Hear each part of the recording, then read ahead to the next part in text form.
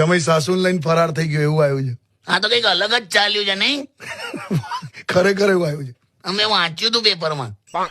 અમારી વખતે કેવું હતું, હા છોકરી જોવા જાય ને હા તો છોકરીની નાની બેનને સંતાડી દેતા હતા. હે એવું હાલ આ લલચાઈ જાય અમુક આ પુરુષો.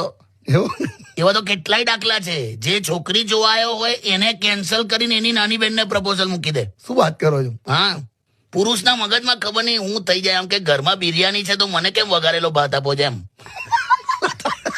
એટલે નાની બેનને હંતાડી દેતા હતા. હા પણ અત્યારે જે ચાલ્યું છે, હા પુરુષોએ હદ કરી નાખી છે. બેન તો ઠીક, સાસુને હો હંતાડી દેવી પડશે લા.